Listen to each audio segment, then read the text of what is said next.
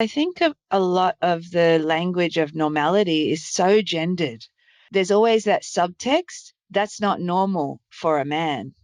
That's not normal for a boy. That's not normal for a girl.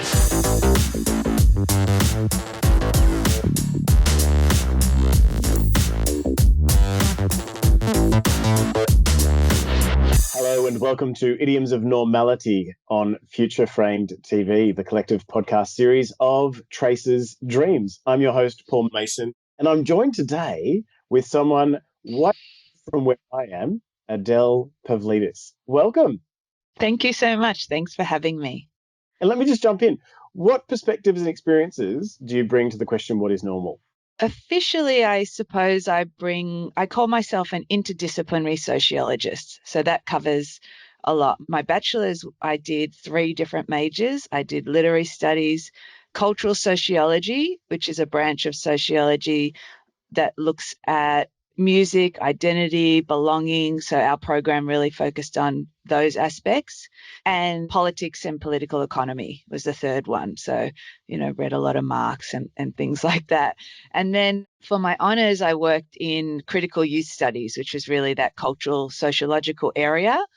And then I ended up doing a PhD about roller derby, and I was situated in a business school. So again, kind of weird with my background in arts and humanities. And I did a really interdisciplinary project bringing feminist theory, post-structural theory, so that literary studies background, together with sport management and sociology of sport, which was the cultural studies area that I brought to it. And since then, I've continued to pursue this interdisciplinarity because it just felt like it had what it took to answer those really complex questions. So that's the intellectual perspective that I bring. And, at the moment, I'm reading as much as I can in the area of feminist new materialisms, which I find just super cool. And there's one author, Karen Barad, and she writes this feminist quantum physics. And you'd think, like, what the hell am I doing reading feminist quantum physics? Because, I dropped out of school. I actually left high school before I finished year 12, even though I did start physics and stuff, but I dropped out. So I have no background in physics, really. And so I'm reading this feminist, I just have to here it is. It's called Meeting the Universe Halfway. And it's very long. And you think, but it's just written with such clarity about the complexity of entanglements and the relationality of things. It's an unbelievable book. And to me, when I'm reading it, I just feel this sense of this relief and this release. And I don't know, it's just this feeling that things kind of make sense. Anyway, I'm sure we'll talk more about that later. So intellectually, that's where I'm at. And then I guess I have my own experience, because we always come with a whole range of experiences as well. So my parents were both migrants from Europe. They came over in the 50s as very young children. And so I grew up in a big Waggy family, and I grew up in a suburb called Footscray in Melbourne, which had then a lot of Vietnamese migrants as well. So the primary school I went to had, maybe it was like 70% were Vietnamese students in primary school, and the rest were a mix of different European kind of people. There were 2 students who identified as Australian at the school that I grew up in, and I wasn't one of them. So, this notion of Australianness really changed for me when I moved to Queensland. So that was in Melbourne. Then I moved to Queensland, and it's a very different place. So I bring that. I also bring my experience in the workforce. So like I said, I didn't finish year 12 and I ended up going to TAFE, and then I went to university and I got a job, after working in hospitality for a long time. I got a job as a youth worker. So I worked as a youth worker with young people who were experiencing homelessness. And then I ended up working in the drug and alcohol sector. So I worked as a therapeutic community support worker. So living in with all the residents in a big community, and I would do night shifts there while I was studying. And from there, I went on to be the volunteer coordinator. So we had like 50 volunteers. And then I ended up working for Headspace, one of the first Headspace services that opened up, and helped set that up. And I've done all different things, working in communities and then in academia. And now I've just finished. I was very lucky to receive an Australian Research Council Early Career Fellowship, so the DECRA, which was unbelievable. And I just finished that, and now I'm in a senior lecturer position. And I'm also a parent. I have 2 boys, and they're awesome, and a long-term partner. So there's me. I want to say thank you for sharing that multi-stranded story about your background, because often, and I felt this in academia as well, we often try to share a story that is just a straight line and try to create this linear through line between being a great student to being a great researcher. But you've brought all of that experience to bear into what is a very complex. You're reading quantum feminist physics while putting on roller skates and getting out there and doing roller derby. And I still remember when you were doing that research, because there was some conference, and after this conference, I still remember how the corridors were buzzing about your research. And that's why I'm super excited to be asking you this question. What is normal? So, I knew we were going to be talking about this today, so I gave it a little bit of thought. And what I was talking about before, I mean, I could talk about what normal's not, right? But in thinking actually about what normal could be, I mean, I think normal it's a moving target.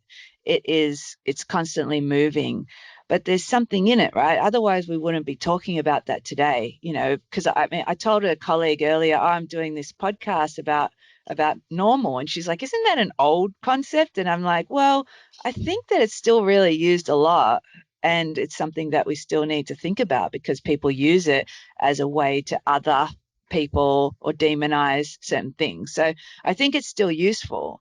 And I think that we all fall into using it. I don't know. Like, I've tried since I read your book, Paul, and I've really tried hard not to fall into using it, and it's really difficult. I'm just being honest. It's not that easy It's to super hard not to resist the word normal, isn't it? to It's super resist the hard. word and to resist the concept of something, some coherence. We all feel that, you just want to feel comfort, because the world is scary, right? It's like so full on. And Yeah. so we want that sense of comfort or security. Safety is a really important concept for me as well. So thinking Yeah. about safety. And so I was thinking about normal, and I was thinking about, all these different things. There's all these pop culture like Brene Brown, and she talks a lot about surrender, which is, super cool, but also, a little bit, I'm not sure, I'm kind of like what is it? So thinking about this idea of normal and how this need for comfort and security and something in our lives. And I come back to this idea of, I guess that idea of flow, when we feel that, things have meaning for us, when I'm reading some of this weird work and I feel like things kind of make sense to me, that's, a sense of security and comfort. So maybe that's what normal is, security and comfort, but it's a moving target, because what brings people security and comfort is different for everyone. We all have different needs, and people have suffered different, like, or not always suffered, but there is a lot of suffering and trauma. So what people need is going to be different, how they're going to feel safe in the world. Normality does feel safe, doesn't it? It gives us the illusion of feeling safe. It's alluring, isn't it? And it also gives us, and I love the use of the word coherency. It makes us feel like there is something coherent out there. And it's funny because the brain makes holistic pictures out of things that are not necessarily, they're just points in time and space, but we connect them up in our mind and we create this holistic picture. And I feel like normal is one of them. Mm, Normal is this way in which we can fabricate a feeling of security and safety and comfort. And I sometimes wonder if that's an illusion, if there's danger in being seduced by the safety of normality, because it is something that moves away from us the more we get closer to it, and the more we get closer to it. And in the career of an academic, mm, if I just finish my PhD, I'll have achieved safety, and comfort in my career. And if I just finish this postdoc, I'll feel safe and secure in my career. If I just get through my probation as a lecturer, I'll be mm. able to Yeah. get. It's constantly out of reach. It is. It is. I think for me, the danger in the concept of normality is when people use it to justify their racism and sexism, homophobia, transphobia. So when it's being used in a harmful way or in a careless, some people are very careless, oh, that's not normal, they'll Yeah. say, Yeah. and they're not realizing how hurtful that is, how much these other people are suffering. Yeah. So Yeah. for me, yes, it's an illusion, but if it's an illusion that, so for some people, you know, dressing up as a goth every day and believing in witchcraft, and that's normal. That's safe and comforting for them. And but if they are harming other people, then that's where I feel like the boundaries are blurred a little bit. And it's interesting because often people use the word "that's not normal" or the phrase "that's not normal" moments when someone's not necessarily hurting another person. It's just that someone's a bit uncomfortable being pushed out of thinking about sexuality that's different from theirs, or thinking about culinary practices that are different from theirs.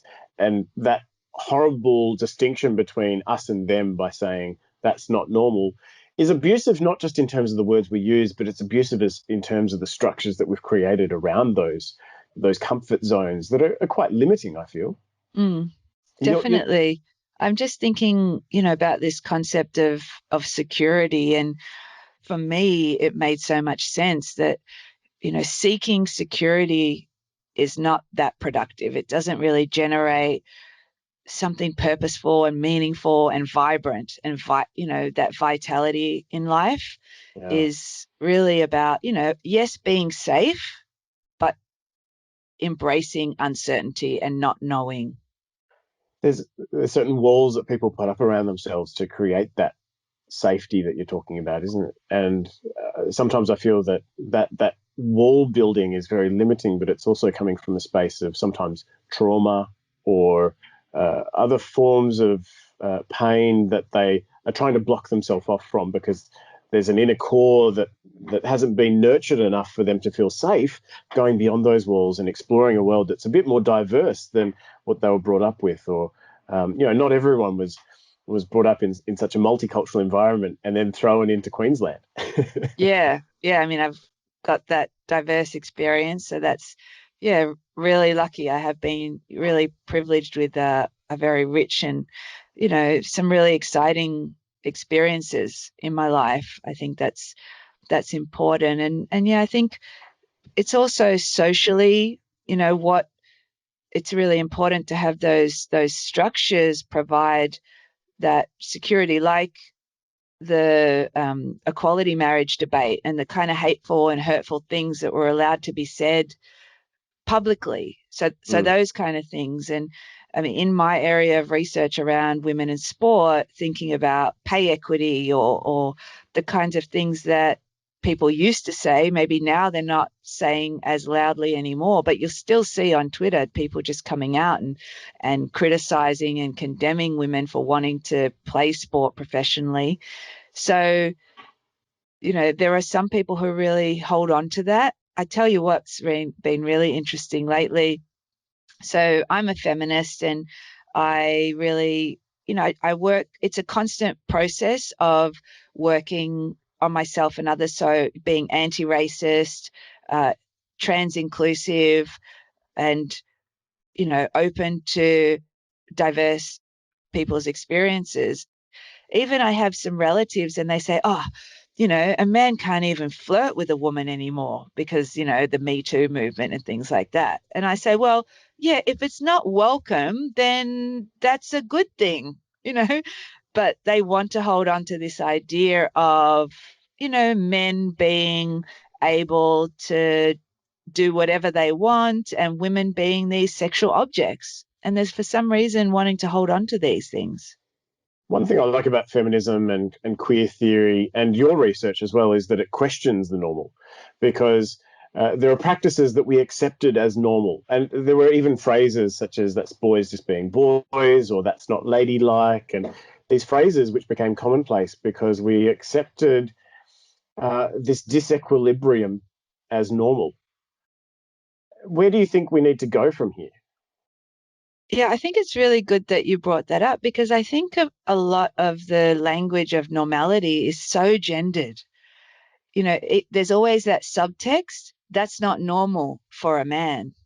That's not normal for a boy. That's not normal for a girl. I have two sons, and so often, some of their behavior, is really full on, but people will just tell me that that's normal for boys. But I don't think it is. I think that it's just what we've kind of made normal as well. And so I think that we come into our interactions as gendered subjects, but so often people don't want to talk about that. And so in terms of where to from here, we are, racialized, gendered subjects. So I think talking more about that, talking more about sexuality, gender, race, ethnicity will help to kind of open up these ideas around what is normal. That's why, I mentioned about my parents being migrants, and there's so many different stories that everybody Yeah. you know. I've got two children as well, and I'm the one who put our son into ballet classes, into the same ballet classes as my daughter because, and I did dancing as a kid too. So I just there's so much to be gained when we question normality. So the I love that. I just have to stop, and there is just so much to be gained by questioning those gendered norms, you know, and one of them is that I'm really passionate about is, we have this notion of women being caring, and not all women are caring, and embracing that some women are going to be better suited to, high powered, corporate roles, or the whole multiplicity. And then some men are caring. So, I mean, my partner, he went to this, very fancy boys' school where they just rote learn. He can still recite the first 20 elements of the, whatever that's called, the atoms. And everybody did maths and science, and he went off. He did environmental science. So that was, and he was super passionate about the environment. And that's one place where you can care in science. yeah, But really, it wasn't his thing. And it took him a lifetime till he was, 40 years old to realize that he actually has this strength in caring and being mm, there for people. mm, And he's just got this amazing ability to be with a person however they're at. If they're in pain, in grief, wherever they're at, he doesn't try to change them or fix it. And it's just such a strength that I'm sure that this fancy boys' school never gave as an option in the myriad of career options, was not mm. provided that maybe as your strength is in this area.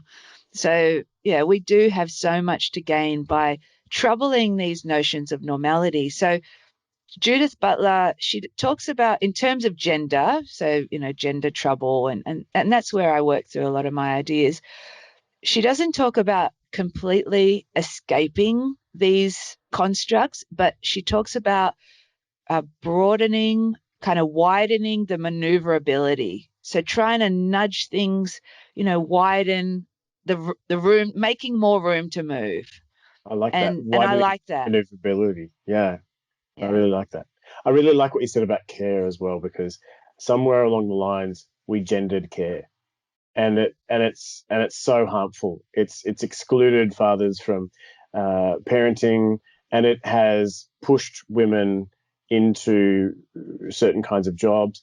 And in the aftermath of that, when we work to equalize the pay gap, uh, when we work to create more roles for women in work, it creates a double burden for women, and and it and it and it leaves us with a situation. Let me give you an example. I work at a conservation organisation, otherwise known as a zoo, and the majority of people who work at the front line are the zookeepers, who are among the most lowest paid people at the zoo, because that's a job of caring. They're caring for the animals, and the predominantly it's women who are working in these roles. And I don't believe it's women who are working in these roles because women are necessarily more caring than men. I think we're at a point in society where actually the people who are in these roles, and if you speak with the men and find out a bit about their life, it's people who have someone else as the primary earner. If you have a primary wage earner who's able to support a secondary wage earner, then those are the people getting those jobs. So on the surface, it looks gendered. On the surface, it looks like, oh, well, this is a gendered environment. When actually there's a deeper structure to that. There's a structure of every person who is a zookeeper, or most people who are zookeepers, are either single, don't have high costs, or have a primary wage earner who is able to support the core needs of family or owning a home or etc. And then this other person can do this job of passion, which is I think very problematic when we think about things like environmental science, like when we think about conservation, because if we have created an economics of care and a politics of care that is leading to these structures that on the surface look very gendered, then we're not really caring for the environment. We're not really caring for future generations. We're not really caring for the sustainability of human populations. The importance of this work, I think, in terms of one area that you're looking at this is in sport.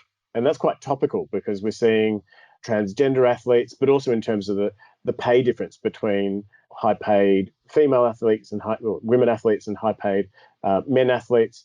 And I loved seeing a surfing champion win an award for women's surfing recently. And she just said, I just want to point out that my flight costs were the same, my hotel costs are the same, but you gave twice the award winnings to the man. Such a great thing to point out to these big companies who are sponsoring that. What does your research speak to in terms of sport? At the moment, I'm writing on that exact issue, and I'm trying to think about the entanglement. And this is feminist new materialists really give us some tools and concepts to do this, to think about the economic and the social cultural as entangled rather than as separate domains. So I'm writing about, there's work in feminist accounting and in some stuff around body image that looks at the entanglements of price, value, and worth. So we think about, what is it? So the price equates to value. You get what you pay for, kind of thing. And so just opening up that to a bit more of a discussion. How do we decide what's worth more? How do we account for certain things? And I've gone and read through a bunch of annual reports for a major sporting code and looked at the way they accounted for revenue and for loss each year and where they position women in that.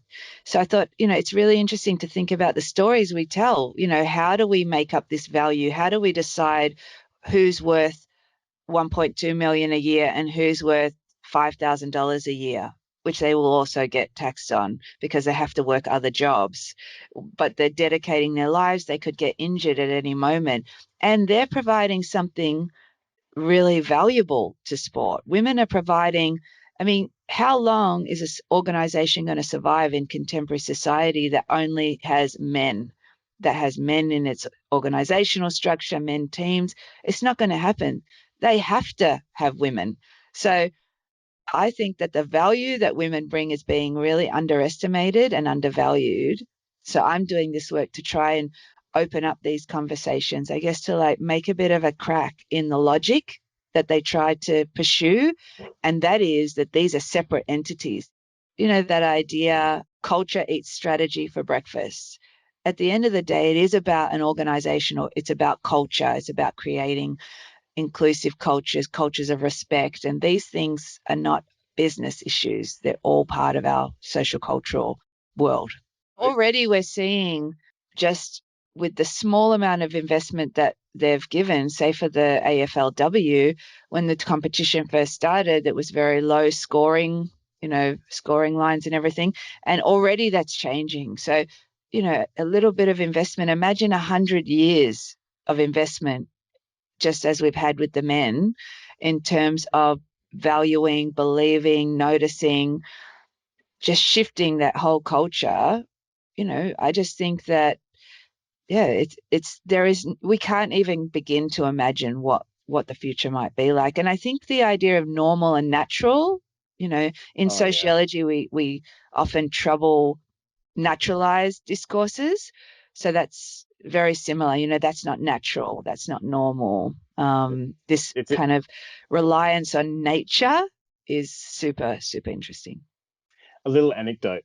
My mum was learning judo back in the 1950s and 60s, and she developed Alzheimer's later in her life, but she was still physically quite capable of a lot of things. And I still remember tackling her with a judo hold in the back garden, and she threw me at 65 years of age. She threw me down on that grass. There was she was not forgiving about that throw. And Yeah. I was so impressed. I was so like, oh yeah, this is amazing. This is it's body memory from 40 years ago. There's nothing.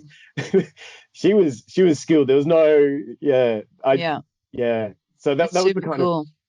yeah, it's great when you're brought up by these kinds of figures, because you realize there's Mm. like these distinctions that we have between men and women. They're not natural. They're not. They're There's, not as hard and fast as we like to think. So, seen some really great presentations shown about differences in, say, for women, hand size and arm span and all different physical characteristics, that the in gender or sex differences are bigger than the between the sexes. So there is such variation. it's a So, misuse of statistics, isn't it? yeah. And Mm, and taking the average of a population, there are epistemological flaws with the notion of average in the first place. It's mm, a fabricated concept. It's what gave rise to these false notions of normality that we have had for the last 180 190 years, and they're incredibly damaging. I really hope those conversations can be a yes and conversation, when and that we make sure to problematize what we have naturalized for women as much as we've problematized what we've naturalized for men. I've been a bad interviewer because I elided the opportunity to talk about your work on care, and I've you've shared some of your work on this with me about um, feminism and depression and recovery. mm. Did you want to talk to that topic a little bit?